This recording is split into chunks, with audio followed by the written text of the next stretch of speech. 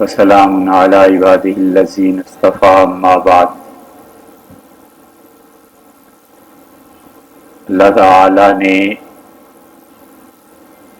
حضرت رسالت پناہ صلی اللہ علیہ وسلم کو آفاقی نبوت کے مقام پر فائز فرمایا،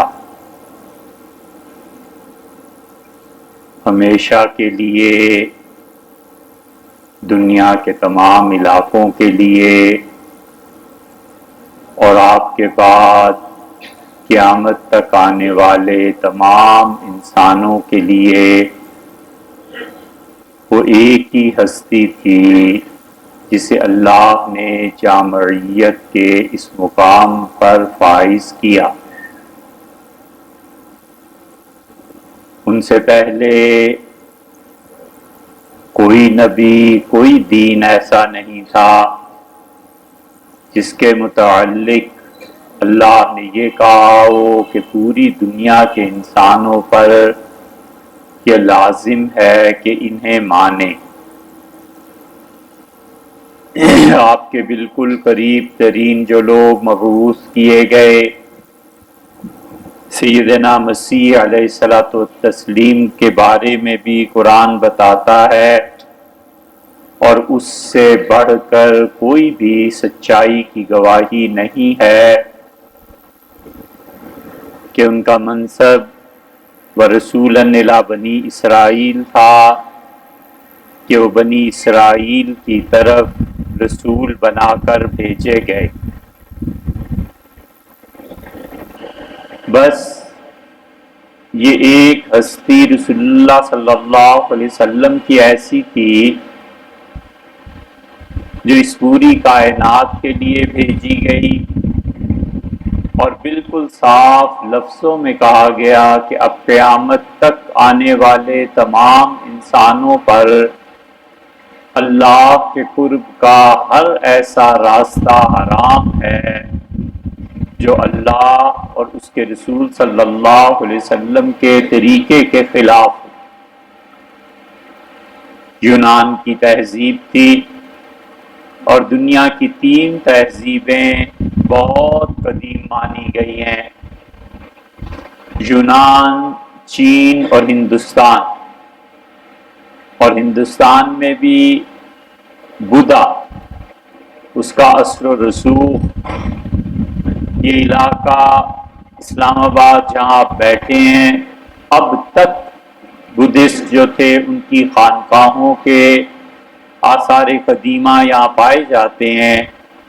ان تینوں تہذیبوں کا دنیا بھر پر اثر تھا، اور رسول اللہ صلی اللہ علیہ وسلم پہلی ہستی ہیں جو اللہ کے حکم سے اٹھے، اور انہوں نے کہا کہ انی رسول اللہ علیکم جمیعا، لوگوں میں تم میں سے ہر ایک فرد اور قوم کے لیے، تمام انسانوں کے لیے رسول بن کر آیا ہوں۔ اور پھر آپ نے یہ بتایا کہ اسود والاحمر، کوئی آدمی اپنی رنگت میں سفید ہے، گورا ہے، یا وہ گندمی رنگ کا ہے یا سیاہ رنگت ہے، ہمیں اس سے کوئی بحث نہیں۔ میں تم سب کے لیے اور قیامت تک کے لیے زمان، مکان، آبادی، ہر چیز کا گھیراؤ محمد صلی اللہ علیہ وسلم کی رسالت نے کیا، اور آپ نے خم ٹھونک کے میدان میں اترے، آپ کے مخالفین مٹے، اللہ نے آپ کے پیغام کو پہنچایا، اللہ نے آپ کو عزت دی، اور اللہ تعالی نے اس مقام اور منصب پر عنایت فرمایا جو مقام اور منصب در حقیقت قیامت میں کھل کے سامنے آئے گا۔ دن اور رات عاجز آ گئے کہ ان کی ترقیات کی پیمائش کر سکیں، یہاں تک کہ اللہ قیامت کے دن خود قرآن میں کہتا ہے کہ عسیٰ ان یبعثک ربک مقاما محمودا، اور عین بالکل ممکن ہے اور یقیناً یہ ہو جائے گا کہ قیامت میں ہم آپ کو ایک مقام پر کھڑا کر دیں گے، اور وہ مقام ایسا ہے کہ پوری دنیا آپ کی تعریف کرے۔ مواہب الدنیا میں حدیث نقل کی ہے، اس حدیث کی استناد کا زیادہ علم نہیں، لیکن رسول اللہ صلی اللہ علیہ وسلم نے فرمایا کہ قیامت میں بلال اپنی اونٹنی پر سوار ہو کے آئے گا اور میں اسے کہوں گا کہ تم آذان دو، اور جب اس جملے پہ پہنچے گا کہ اشہد ان محمد رسول اللہ، تو آپ نے فرمایا پورے محشر کے لوگوں کی انگلیاں میری طرف اٹھیں گی اور لوگ کہیں گے ہم سب گواہی دیتے ہیں کہ یقیناً آپ اللہ کے رسول اللہ صلی اللہ علیہ وسلم نے اپنے بعد جس معاشرے کو چھوڑا ان میں سب سے افضل، سب سے محترم اور کائنات میں انبیاء علیہ السلام کے بعد سب سے بڑی ہستی سیدنا ابو بکر رضی اللہ عنہ کی تھی، جن کے احوال پر رمضان سے پہلے گفتگو تسلسل کے ساتھ جاری تھی، لیکن اس میں سے ایک پہلو آج بیان کرنا مقصود ہے کہ آخر اہل السنہ کو اس بات پر کیوں اصرار ہے کہ سیدنا ابو بکر رضی اللہ عنہ سب سے افضل تھے اور ابو بکر رضی اللہ عنہ سب سے پہلے خلیفہ بھی تھے اور ان کی خلافت برحق تھی، اور ہمارا ایمان اور ہمارا عقیدہ ہے کہ سیدنا ابو بکر رضی اللہ عنہ سے افضل تمام صحابہ کرام رضی اللہ عنہ میں سے کوئی نہیں تھا۔ اور جو لوگ یہ کہتے ہیں کہ امیر المومنین سیدنا علی رضی اللہ عنہ سب سے افضل اور اعلیٰ درجے کی ہستی تھی، وہ جو بھی کہیں، خود اہل السنہ میں سے بھی چند ایک افراد اس طرف گئے ہیں، لیکن اس کی حقیقی وجہ وہ ہے جو امام احمد ابن حنبل رحمۃ اللہ علیہ نے خود ارشاد فرمایا۔ سیاسی طور پہ مسئلہ حضرت ابوبکر رضی اللہ عنہ کو پیش کم آیا ہے جو حضرت علی رضی اللہ عنہ کو پیش آیا۔ خلفائے راشدین میں کسی نے کسی کو کافر نہیں کہا، عام پبلک اور معاشرہ سب ادب اور احترام پہ قائم تھا۔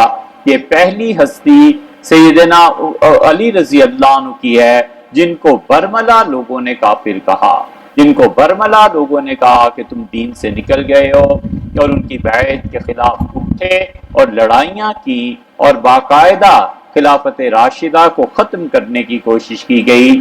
جب یہ صورتحال پیش آئی تو عالم اسلام میں تمام صحابہ کرام رضی اللہ عنہم جن کی تربیت رسول اللہ صلی اللہ علیہ وسلم نے کی تھی اور انہیں حق گوئی سکھائی تھی، جو شخص جہاں پر تھا وہ اٹھ کھڑا ہوا اور اس سے سیدنا علی رضی اللہ عنہ کے مناقب کو بیان کیا۔ مثلا ایک صحابی رضی اللہ عنہ مدینہ منورہ میں ہے، حضرت ابو ہریرہ رضی اللہ عنہ، وہ کہتے ہیں کہ علی ایسے اچھے اور ایسے اچھے۔ کوفہ میں ہیں، انہوں نے کہا علی ایسے اچھے اور ایسے اچھے۔ سعد رضی اللہ عنہ کی ملاقات حضرت معاویہ رضی اللہ عنہ سے ہوئی اور انہوں نے اشارہ کیا بیت اللہ کو کھولنے کا، بیت اللہ کے اندر جا کر بیٹھے اور حضرت معاویہ رضی اللہ عنہ نے سعد رضی اللہ عنہ سے کہا کہ علی کی یہ سیاسی باتیں ہیں اور تم اس کے باوجود کہ سمجھتے ہو کہ علی سیاست میں یہ کام کر رہے ہیں اور یہ مناسب نہیں ہے، انہی کی حمایت کرے جا رہے ہو، تو اس سے مقدس مقام کون سا ہو سکتا تھا؟ بیت اللہ کے اندر بیٹھ کے بھی سیدنا سعد رضی اللہ عنہ نے حضرت معاویہ رضی اللہ عنہ کو سمجھایا اور انہوں نے کہا معاویہ بات یہ ہے کہ علی جیسا آدمی اس وقت پوری امت میں کوئی نہیں ہے اور سیدنا علی رضی اللہ عنہ سب سے اچھے ہیں۔ اب یہ جو سیدنا علی رضی اللہ عنہ کو سیاسی صورتحال پیش آئی اور تمام صحابہ کرام رضی اللہ عنہ نے تعریف شروع کر دی، اس بنا پر زیادہ احادیث، فضیلت، منقبت، تعریف اس قسم کی سیدنا علی رضی اللہ عنہ کی ذخیرہ احادیث میں زیادہ ہو۔ جب احادیث ان کی زیادہ ہو گئی، ان کی تعریف کی، تو سیدنا احمد بن حنبل رحمۃ اللہ علیہ نے کہا، انہوں نے کہا جب میں حدیث پر نظر ڈالتا ہوں تو سیدنا علی رضی اللہ عنہ سے بڑھ کر کوئی آدمی نظر نہیں آتا، اور اگر ہم عقیدے کو دیکھتے ہیں تو پھر سیدنا ابوبکر رضی اللہ عنہ ہے۔ یہ وجہ بن گئی تھی، وگرنہ سب جانتے تھے کہ سیدنا ابوبکر رضی اللہ عنہ سے بڑی ہستی کوئی نہیں تھی۔ اسی لیے ہم یہ سمجھتے ہیں ہمارا یہ عقیدہ ہے اہل السنہ کا کہ سیدنا ابوبکر رضی اللہ عنہ سب سے زیادہ محترم تھے، سب سے زیادہ رسول اللہ صلی اللہ علیہ وسلم کے مشن کو سمجھنے والے تھے، اور نبی کریم صلی اللہ علیہ وسلم جس چیز کو چھوڑ کر گئے تھے ابوبکر رضی اللہ عنہ کو ایسی دشوار گزار حالات کا سامنا کرنا پڑا کہ پھر عالم اسلام پر ایسے حالات کبھی نہیں آئے، کبھی نہیں آئے۔ حضرت رسالت پناہ صلی اللہ علیہ وسلم کی زندگی کا آخری دور آپ دیکھیں، صحیح بخاری میں آتا ہے، ظاہر ہے کہ نبی کا خواب وہی ہوا کرتا ہے۔ آپ نے فرمایا میں نے خواب میں دیکھا کہ 2 سونے کے کنگن ہیں اور میرے سامنے رکھے گئے، مجھ سے جبریل امین نے کہا کہ آپ انہیں اڑا دیں، میں نے کہا کیسے؟ اس کا پھونک ماریں تو یہ کنگن گر جائیں گے، میں نے پھونکا اور وہ کنگن گر گئے۔ عرض کیا گیا کہ اس کی تعبیر، تو رسول اللہ صلی اللہ علیہ وسلم نے فرمایا اس کی تعبیر یہ ہے کہ 2 آدمی نبوت کا دعویٰ کریں اور اللہ تعالیٰ ان کی نبوت کو مٹا دے گا۔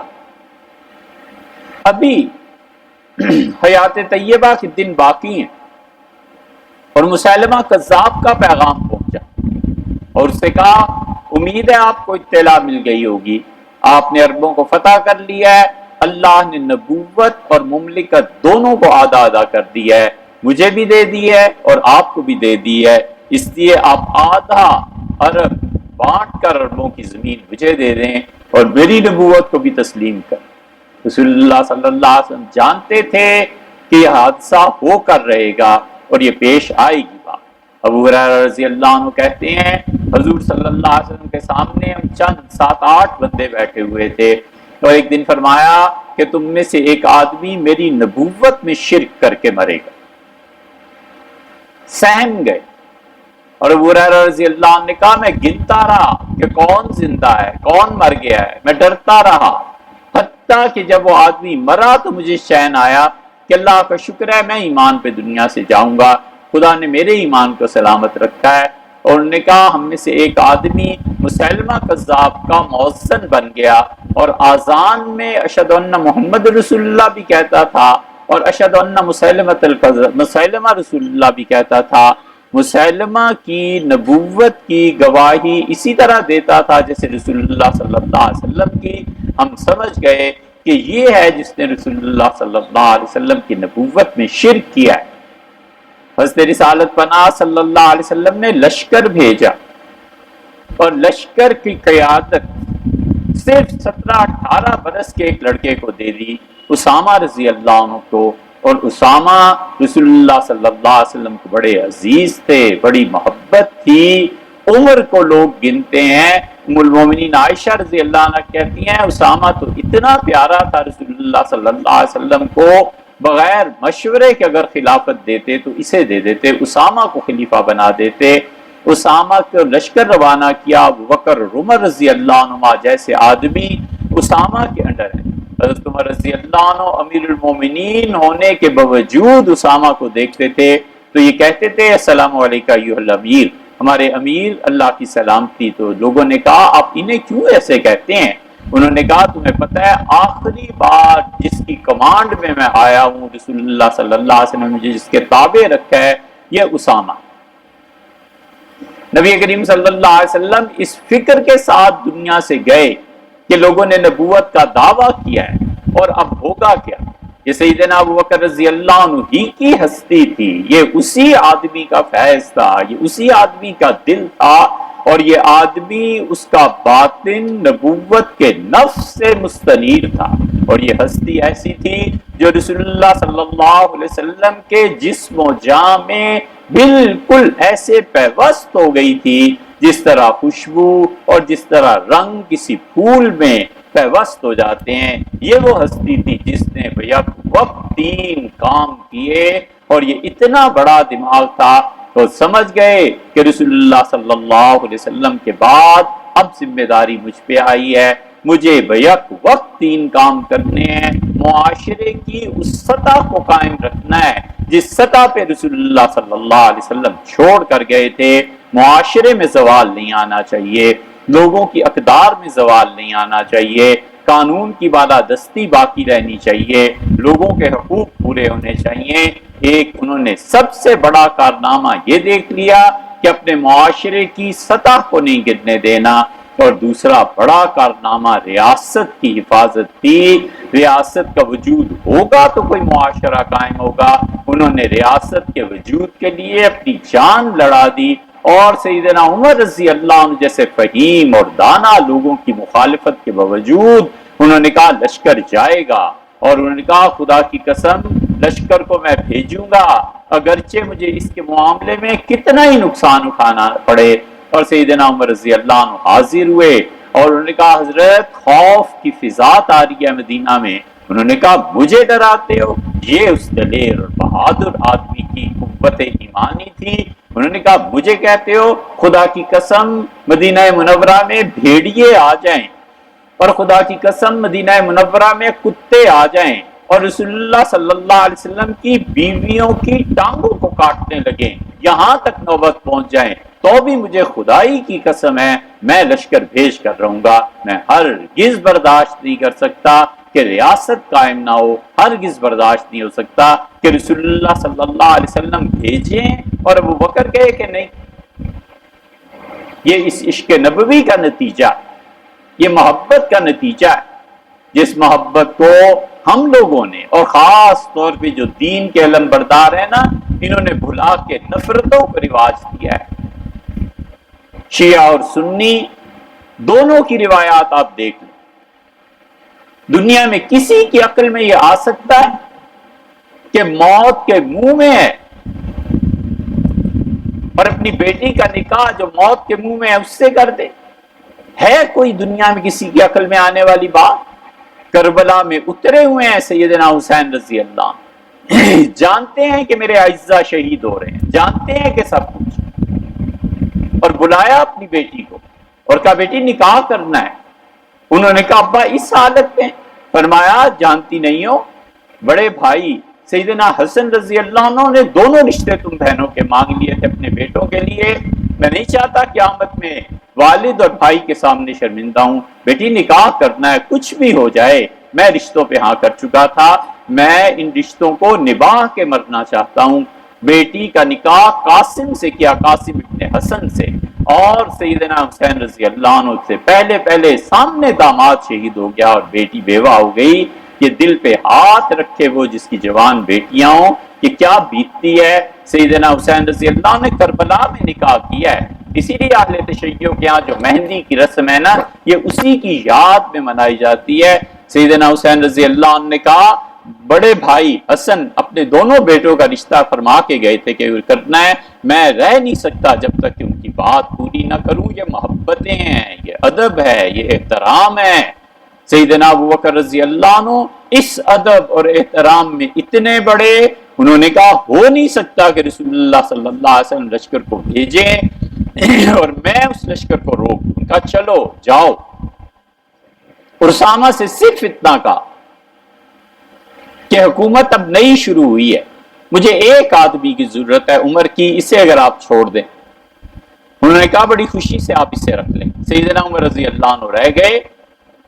حضرت ابوبکر رضی اللہ عنہ نے معاشرے کی سطح کو نہیں گرنے دی۔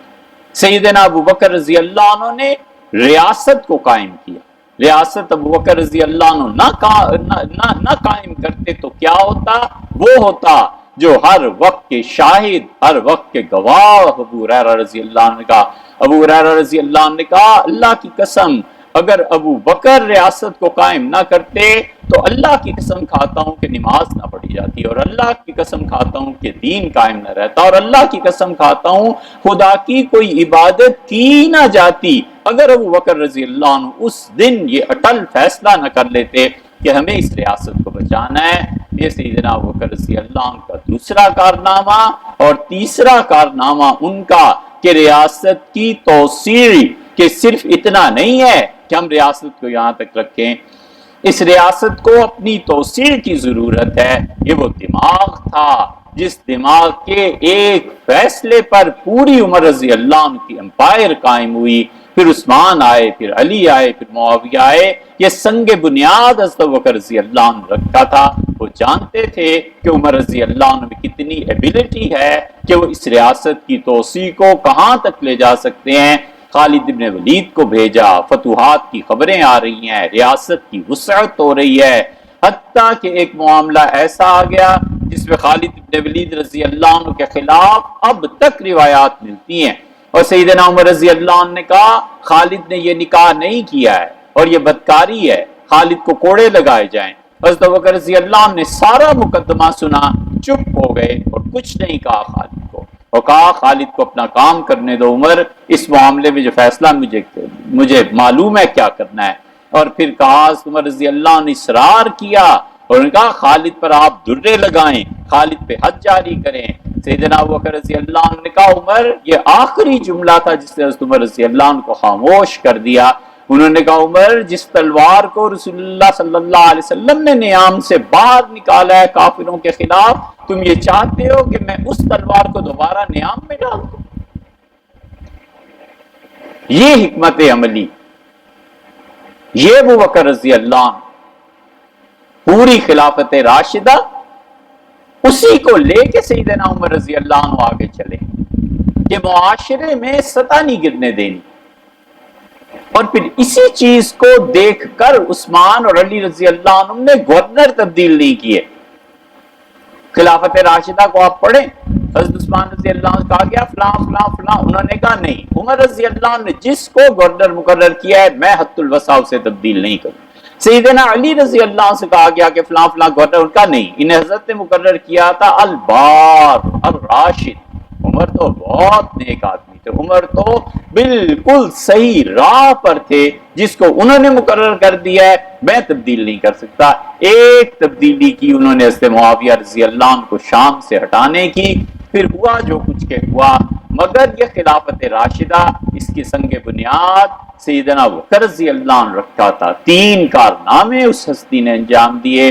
معاشرے کی سطح نہیں گرنے دی، ریاست کا قیام ان کے نفس مبارک سے شروع ہوا، اور ریاست کی توسیع کی پالیسی انہی کی تھی جس پہ نقشہ بنا گئے اور بعد میں آنے والے رنگ بھرتے رہے. اور خود ابوبکر رضی اللہ عنہ کو جو اندرونی طور پر مصائب کا سامنا تھا، بڑے سے بڑا مائی کا لال سامنے کھڑا نہیں ہو سکتا تھا. قبائل نے بغاوت کر دی، عرب قبیلے اٹھ کھڑے ہوئے کہ ہم مرکز کے تحت نہیں رہیں گے، ہم ریاست کے تحت نہیں رہیں گے. اور یہ بغاوتیں شروع ہوئی ہیں، اور ان بغاوتوں کو سیدنا ابوبکر رضی اللہ عنہ نے پوری سختی کے ساتھ ابوبکر رضی اللہ عنہ نے کچلا ہے. انہوں نے کہا یہ قبائل والے کیا سمجھتے ہیں کہ ہماری طاقت کا مقابلہ کریں گے؟ واللہ لو منعونی قالا، خدا کی قسم رسول اللہ صلی اللہ علیہ وسلم کے زمانے میں اگر یہ اونٹ دیتے تھے آ کے مرکز میں اور اس کو باندھنے والی رسی بھی لاتے تھے، اللہ کی قسم ہے مجھے اگر رسی نہیں دیں گے لاقاتلنہم، میں سر اڑا دوں گا. کون ہے جو اس مرکز کے خلاف چلے اور کون ہے جو اس مرکز کی اطاعت نہیں کرے گا؟ ابوبکر رضی اللہ عنہ کو بڑی سازش کا سامنا تھا کہ ہر طرف قبائل اٹھ کھڑے ہوئے اور قبیلوں نے کہا ہم اطاعت قبول نہیں کریں گے. سیدنا ابوبکر رضی اللہ عنہ نے قبیلوں کو اکٹھا کیا، انہوں نے قبیلوں کو باندھا، انہوں نے قبیلوں کو آپس میں شیر و شکر کیا. اور دوسری چیز جو انہیں پیش آ گئی تھی وہ ارتداد کا فتنہ تھا کہ ارتداد شروع ہو گیا. یہ 2 چیزیں الگ الگ ہیں ہمارے نزدیک، اسی لیے مرزائی کہتے ہیں کہ یہ ایک ہی چیز ہے.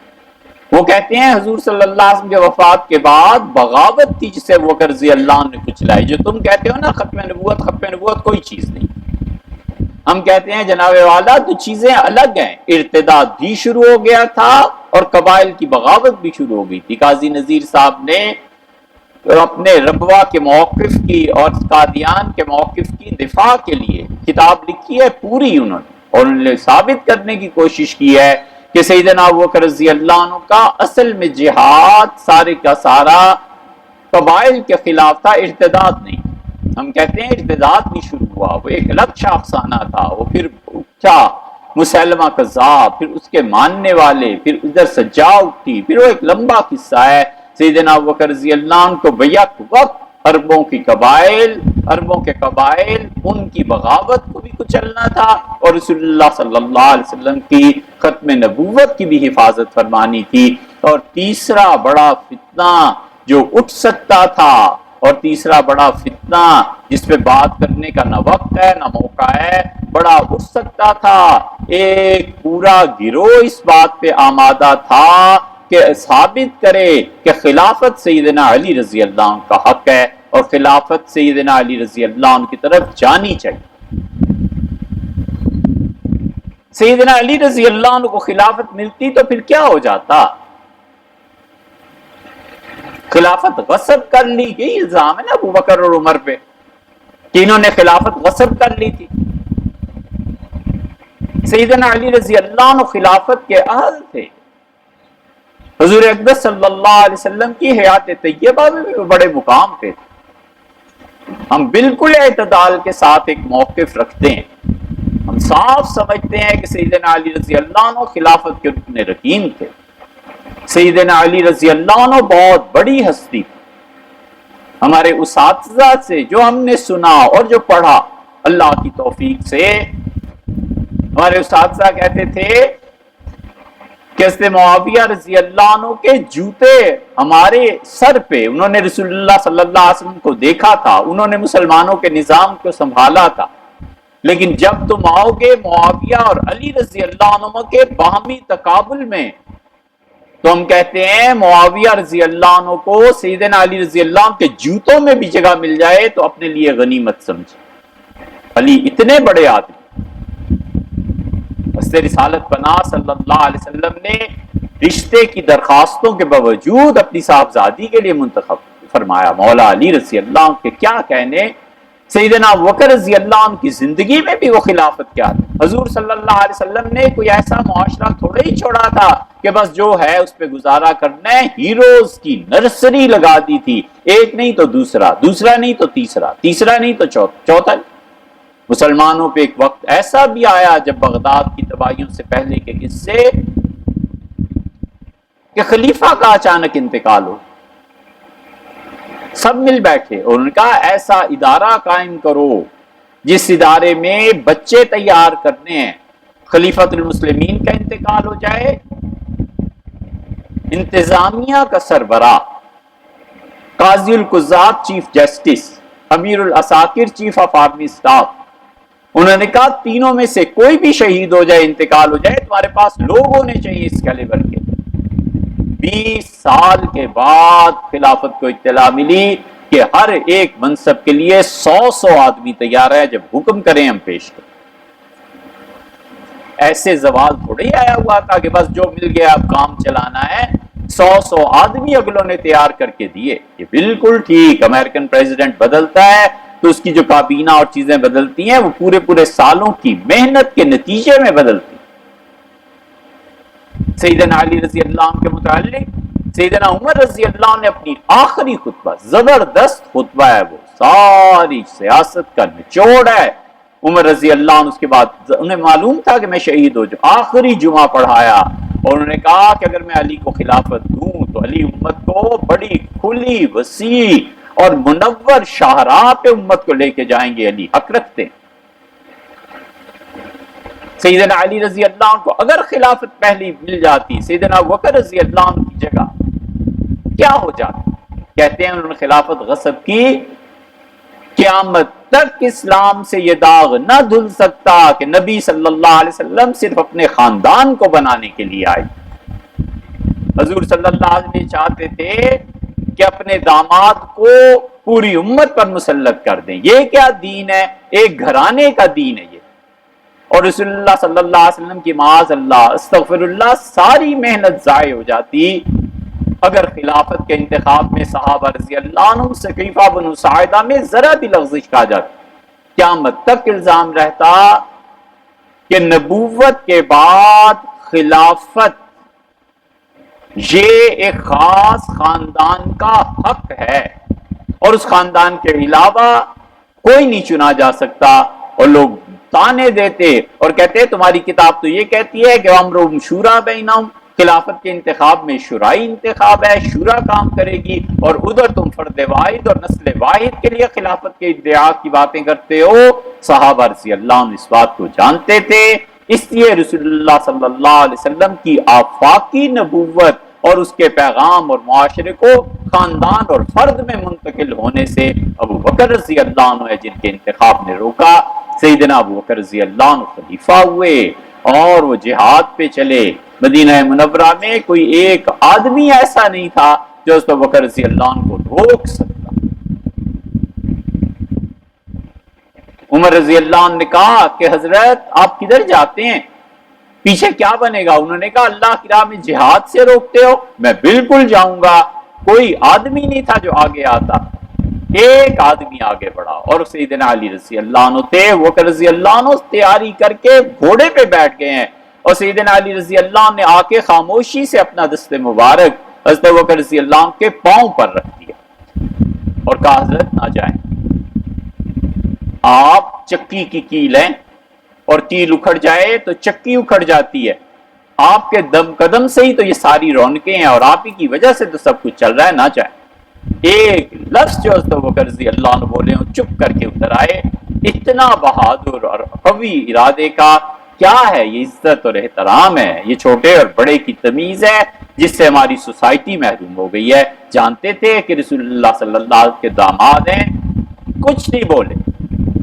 عمر اور عثمان اور ابو ہریرہ اور ابو عبیدہ کی بات نہ ماننے والا سیدنا علی رضی اللہ عنہ کے جملہ چپ کر کے نیچے اتر آئے، نہیں گئے جہاد پہ۔ خلافت تو عمر علی رضی اللہ عنہ بھی ایسے اسے تقویت دی ہے، اس لیے حضرت ابوبکر رضی اللہ عنہ کو بیک وقت ان مصیبتوں کا مقابلہ تھا۔ ایک مصیبت یہ کہ ارتداد چھا گیا، ایک مصیبت یہ ہو گئی کہ ختم نبوت کے بعد نبوت کے دعوے کرنے والے، اور تیسری مشکل ان کے لیے جو پیش آئی وہ یہ کہ پورا گروہ تھا جو چاہتا تھا کہ نسل، ایک فرد، ایک خاندان، اس کا تسلط امت پر قائم ہو جائے۔ اب تک یہی وجہ ہے کہ ہمارا اور ان کا اختلاف یہ ہے کہ ہم کہتے ہیں کہ خلافت شورائی ہے، شورا منتخب کرے گی، وہ کہتے ہیں کہ امامت ہے اور امامت اللہ کی طرف سے دی جاتی ہے، اور امامت خاندانی ہے، ایک سید کے بعد دوسرا، دوسرے کے بعد تیسرا، تیسرے کے بعد چوتھا،